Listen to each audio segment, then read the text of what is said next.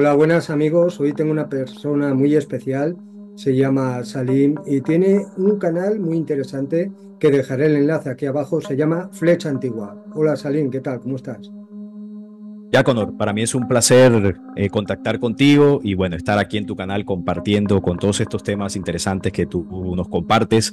Muchísimas gracias, mi hermano, por esta invitación. No, gracias a ti por haber venido. Bueno, primero quiero empezar porque sé que eres un experto en el tema de los Wingmakers. Explícanos un poco de qué se trata esta historia de los Wingmakers. Bueno, los Waymakers es uno de los tantos contactos en la historia humana de civilizaciones de otro mundo con la humanidad terrestre. La historia que se conoce, se sabe, quienes han investigado sobre este tema, que la publicó un seudónimo conocido como Doctor Neruda, porque se sabe que los nombres reales de toda la gente que publicó esta información pues se mantienen ocultos por seguridad, sobre todo en esa época de los años 90, finales de los 90, porque esto estaba siendo investigado por la CIA, por los Estados Unidos, y bueno, había todo un secretismo allí. Entonces se conoce la historia de parte del doctor Neruda y se habla de que esto fue un contacto de aproximadamente del 800 antes de Cristo, acá en tierras de lo que es América del Norte. Ese contacto fue realizado por unos seres que se hicieron llamar los hacedores de alas o creadores de alas, que en inglés pues traduce Windmakers, que es como comúnmente lo conocemos. Ellos se contactan con una mujer perteneciente a una tribu muy antigua, que son los Chacopsa. Los Chacopsa casi pues no hemos escuchado de ellos, pero sí digamos que tenemos más presente la tribu Anasazi. Los Anasazi son descendientes de los Chacopsa. Entonces ya con los Anasazi sí los conocemos un poco más. Bueno, los ancestros de ellos se contactaron con los Waymakers, con los hacedores de alas. Una mujer de la tribu, que también se dice que esta mujer realmente era una mujer de las estrellas, es decir, vivía con los Chacopsa, pero encarnó en este planeta, su espíritu procedía de otro tiempo, espacio, de otro mundo, y con ella es con la que se contactan los creadores de alas. Ellos le dicen que le iban a entregar una información y una cápsula del tiempo para que ella la guardara hacia el futuro, porque no era el momento en que esa información debía salir, debía conocerse, ¿no? Y bueno, desde el 800 antes de Cristo hasta más o menos los años 70, en ese lugar ocurrió un pequeño sismo, vamos a llamarlo así, y que fue descubierto lo que dejó este sismo, unas brechas abiertas en la roca de ese lugar en Nuevo México. Esto es en el desierto de Nuevo México. Y este lugar fue encontrado por unos excursionistas. Ellos iban ahí caminando, iban haciendo sus excursiones y todo esto, y encontraron ciertos grabados en las rocas y bueno, dieron la voz de alerta a las autoridades competentes, y ahí es donde llega toda la inteligencia de Estados Unidos a acordonar el lugar, bueno, a apoderarse de toda la investigación que se empezaba a descubrir. Ahí al principio, ¿qué pasa? Que pensaron que eran vestigios de alguna cultura ancestral de Norteamérica, y bueno, no se le dio mucho eco. ¿Qué pasa? Que eso duró más o menos unos 20 años así, como un posible descubrimiento arqueológico, pero tiempo después estas rocas se fueron abriendo más o fueron, digamos, eh, encontrándose nuevos pasadizos, hasta que se dieron cuenta que eso no era un simple descubrimiento arqueológico, sino que habían artefactos y había una información que, bueno, nadie comprendía porque estaba escrita en un idioma que en ese momento pues era mucho más desconocido, una especie de estos idiomas uniformes, encriptados, que muy pocos podían traducir. Y ahí es donde se llaman expertos en lenguas, expertos arqueólogos, investigadores, y ellos comenzaron a descifrar el mensaje en algunas de los grabados en piedra, y encontraron unas 23 cámaras y una antecámara, un total de 24 complejos ahí bajo tierra, que bueno, cada uno de ellos tenía un grabado. Se dice que en una de las cámaras encontraron un disco óptico, que era una tecnología muy avanzada para el tiempo del que databa el descubrimiento. Y bueno, ese disco óptico ya en ese momento de finales de los 90, porque esto fue de 1994 en adelante, cuando ya se empiezan a hacer los descubrimientos más profundos, ya se tenía la tecnología para descifrar un disco de estas características. Si esto se descubre en los 1800, pues no se podría. Resulta que el disco estaba encriptado, y ellos descubrieron que utilizando las 24 palabras que habían encontrado en las cámaras podían abrir el disco, podían colocar la codificación y lograron descifrarlo, y lo que encontraron allí fue una cantidad de información, de documentos, de pinturas, de música, gran cantidad de datos. Y bueno, cuando ellos se toparon con esta información, se dieron cuenta que esto pertenecía a una civilización que no era perteneciente a alguna etnia de Norteamérica, sino que era una civilización mucho más avanzada en ciencia, en tecnología, en conocimiento. Y bueno, se propuso por algunos de ellos de que posiblemente estaríamos frente a una civilización extraterrena, además de que en los documentos se encontró la procedencia, ¿no?, de donde venían estos hacedores de alas y el propósito que tenían al contactar a esta comunidad de los Chakopsa. Entonces, esta información, como ocurre normalmente, se escondió, se clasificó y así se mantuvo durante años. Pero luego algunas personas, principalmente el doctor Neruda, contactó con una periodista, amiga de él lo cuenta en su historia, para que ella fuese publicando la información. Esta periodista tampoco se conoce el nombre real. Ella comenzó a publicar la información, se comenzó a difundir por algunos foros, por algunas páginas de internet, y luego pues esta información se fue traduciendo del inglés a otros idiomas, porque primero se tradujo del idioma extraterreno en el que estaba escrita, ¿no? Se traduce al inglés porque se encontró allá en Estados Unidos. Luego se traduce a otros idiomas y así es como va llegando a distintas partes del mundo, y bueno, ya se convirtió en un conocimiento que muchas personas comenzaron a tener acceso a él gracias a la difusión de las páginas de internet, porque esto principalmente se difunde por internet. Ya en ese momento el internet comenzaba a, digamos, que a desarrollarse de una mejor manera a finales de los 90, y ya se podía tener acceso. Entonces, ahí tú sé que has investigado también algo de este tema. Sí. Sabrás que ellos describen el proyecto, ¿no?, que investigó esto como el proyecto Flecha Antigua, así se le llamó por parte de las agencias de inteligencia, y le colocaron Flecha Antigua porque pensaron que era de alguna raza de estas ancestrales, y ese fue el símbolo. Claro, exacto, de alguna tribu. Entonces se le llamó así, Flecha Antigua, pero bueno, siempre se ocultó a la opinión pública en general de que esto realmente se trata de un contacto extraterreno. Entonces, básicamente, a grosso modo, esa es la historia, ¿no? La historia general de cómo se descubrió y qué son los Waymakers. Y bueno, ya ahí iremos tocando algunas otras preguntas, otras cuestiones que tengas. Un extracto que estuve mirándolo, o sea, una documentación y tal, y pone que estos Wingmakers, estos creadores de alas, tuvieron que escapar del planeta porque los estaban siguiendo otras especies que estaban aquí controlando el planeta. Y es que esto es muy interesante porque coincide con lo que yo llamo la Corporación Arconte, ¿no? Que se encargan de crear planetas prisión, aprisionar a los seres que modifican aquí, o sea, a los planetas que llegan para hacerlos como esclavos, ¿no?, para alimentarse de ellos, y que ellos querían filtrar esta información a los seres humanos esclavos y que los pillaron, los detectaron los oscuros y entonces se escaparon por portales hiperdimensionales. Que es interesante esto, ¿eh? Luego ves la información en la página, empiezas a leer los documentos y tal, y escuchar la música que hay, que filtraron por internet, y la empiezas a estudiar y ves que es algo muy evolucionado, que no es un engaño, un fake, sino que se trata de eso, de real. Sí, es una sabiduría de otro mundo, sin lugar a dudas. Y eso que mencionas es cierto. Ese fue uno de los motivos por los cuales el contacto de los Waymakers obviamente fue temporal. Ellos se fueron de la Tierra, dejaron la información y partieron porque ocurre que el planeta Tierra está en medio de la lucha de dos fuerzas, que es una fuerza negativa, como muy bien tú lo dices, los arcontes, los controladores, los gobernantes, que son de procedencia extraterrena, algunos interdimensionales también, y están las razas positivas que han venido a ayudar a la humanidad precisamente para ayudarnos a salir de ese control. Entonces, los Waymakers hacen parte de esas razas positivas que han venido a ayudar. Digamos que se conoce, ¿no?, históricamente de diversos contactos que han ocurrido, que quizás uno de los lugares de procedencia que pudieron haber venido los Waymakers, como fueron conocidos, probablemente fue de las Pléyades. De las Pléyades en varias ocasiones han venido mensajeros a traer información y a contactar a la humanidad.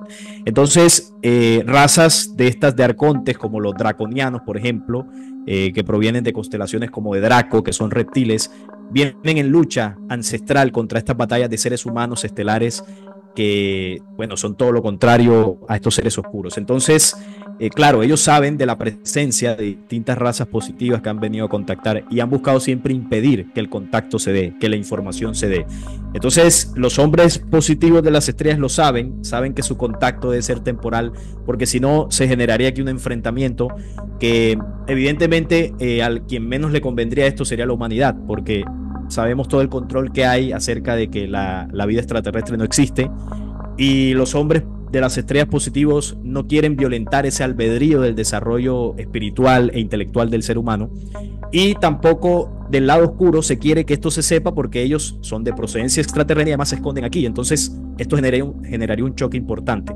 Entonces los hombres de las estrellas positivos utilizan portales en muchas ocasiones para manifestarse en la Tierra, para venir a través de sus naves, utilizan el portales de tiempo-espacio y contactan aquí. Los Waymakers así lo hicieron, y de hecho ellos cuando llegan a la Tierra dejan esa cápsula del tiempo-espacio en Nuevo México, pero se dice que hay algunas más que dejaron aquí, unas 7 o 9 más, no recuerdo exactamente si son 7 o 9, bueno, sí, 7 exactamente, que hay en distintas partes del mundo, que se irán abriendo en la medida que el ser humano vaya avanzando espiritual e intelectualmente.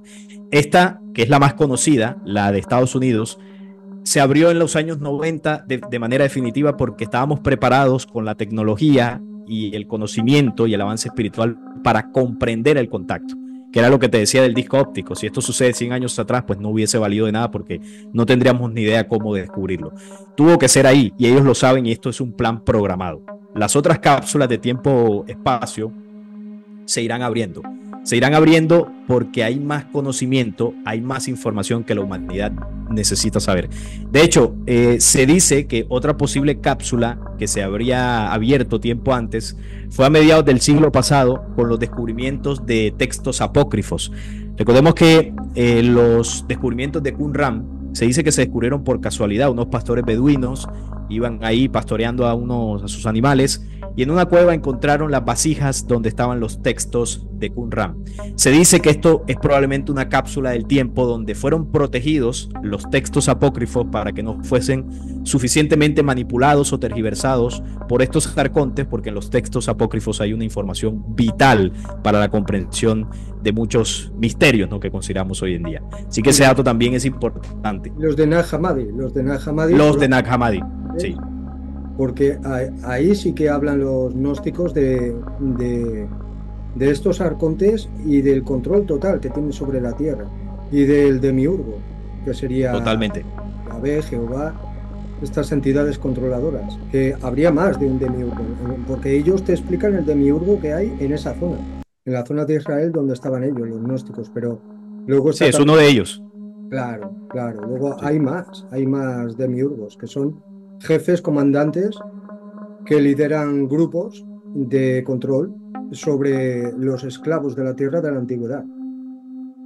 Totalmente, sí, en Nag Hammadi, como tú lo dices, se encontraron textos como el libro secreto de Juan, que supongo que lo conocerás porque ahí habla en gran parte de estos arcontes, habla del origen de los arcontes y de cómo manipularon a la raza adámica en los universos, no solamente en el planeta Tierra, porque no, por causa de la religión creemos que el tema del Génesis pues es algo que es exclusivo de la Tierra, y que esa historia pues digamos que es el origen, supuesto origen de la raza humana, pero nada más alejado de la realidad. De hecho, el libro secreto de Juan lo explica más a profundidad qué fue lo que ocurrió, y lo que estamos viviendo en el planeta Tierra es el efecto de algo que ya sucedió en los universos hace miles de millones de años. Eso es algo que, bueno, la gran mayoría de gente no comprende, claro, pero por eso fue que se escondieron los apócrifos y se tuvieron que descubrir mucho tiempo después. Claro, lo van haciendo en cada sistema solar, van creando estas granjas prisión, como yo lo llamo. Claro. Estos arcontes, estas entidades parasitarias, lo van haciendo y eso lo explican en la película Destino Júpiter. Es que te lo ponen en la cara. Muy buena. explicativo, es que es buenísima esa película. Muy buena. Y cuando lo explican dices, hostia, pero si esto es lo que están haciendo en todo el universo, te lo explican además, que es mercancía, es un mercado que tienen instalado en todo el multiuniverso y en otras dimensiones. Es que son multidimensionales además.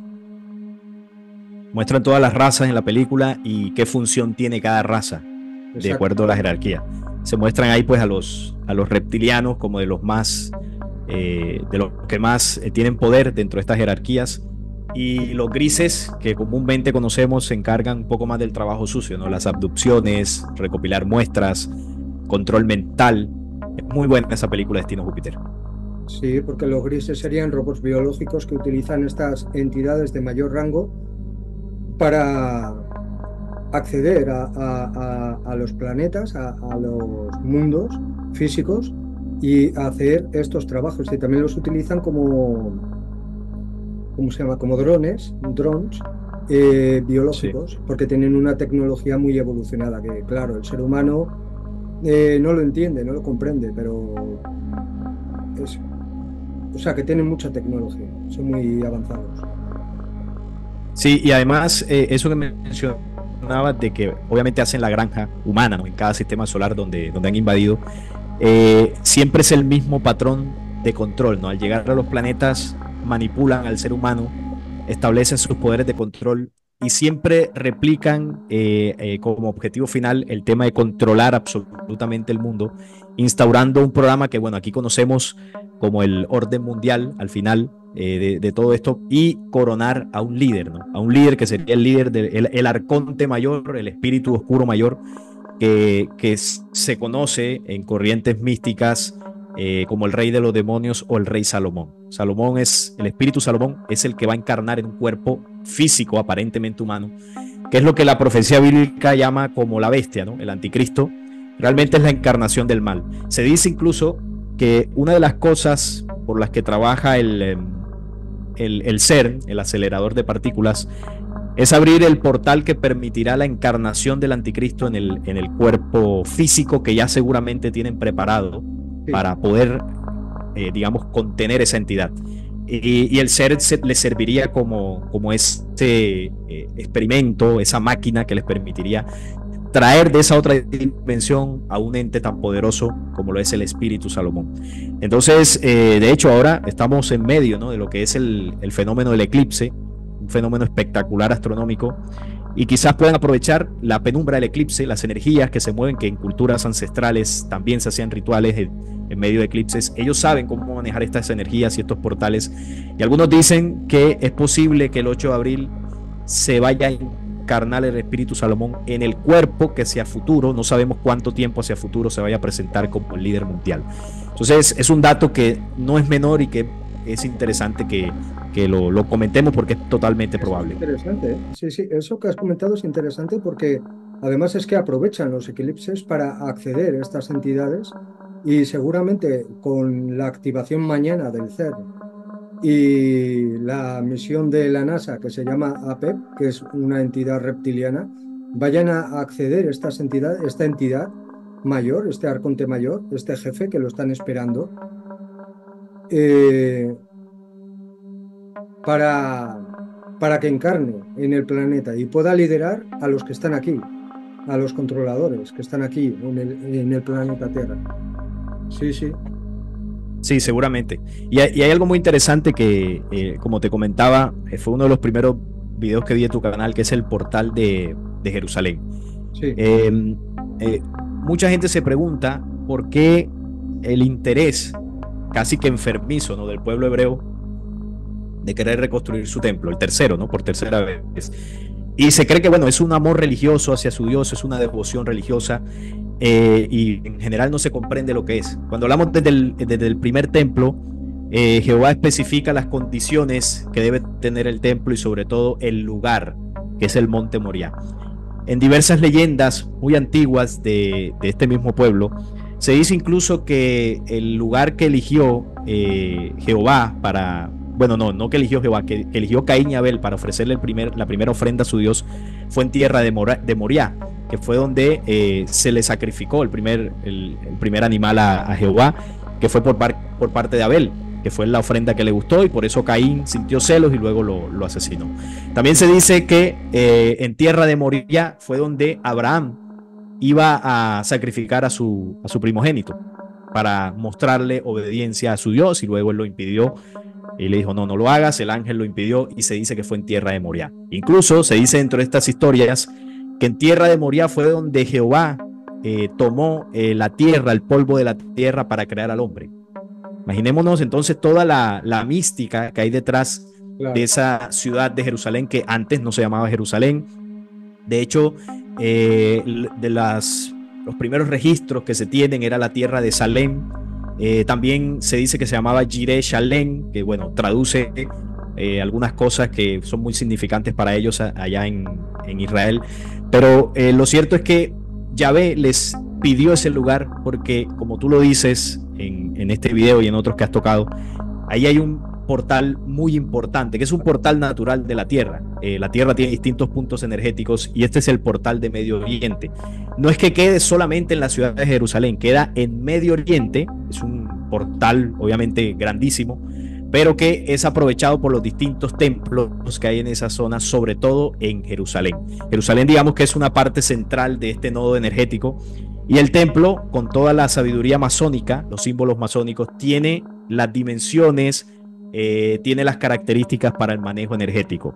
Los masones utilizan una ciencia que proviene de Sirio para la construcción de templos y catedrales, como las 144 que hay en Europa, que es la ciencia de la arqueometría.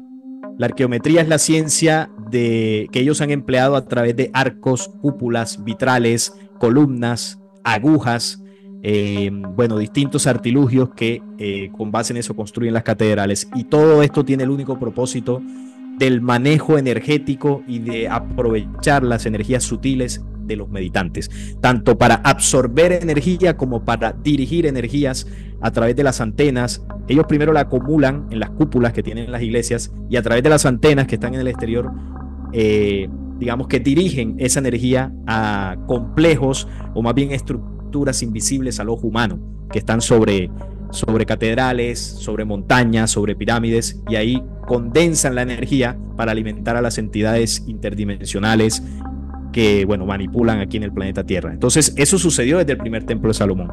Y Salomón, con todo el conocimiento o la supuesta sabiduría que tenía, la sabiduría de Salomón era el poder controlar los demonios. Era el rey de los demonios. Esa era su sabiduría. No era ninguna sabiduría divina. Y digamos que uno de los demonios principales que se anidó en el templo fue Asmodeo, por el tema de la lujuria. Salomón tenía miles de mujeres, y ese derroche sexual desprendía una cantidad de energías que terminaban dándole forma y cuerpo a Asmodeo, que era uno de los que custodiaba ese primer templo.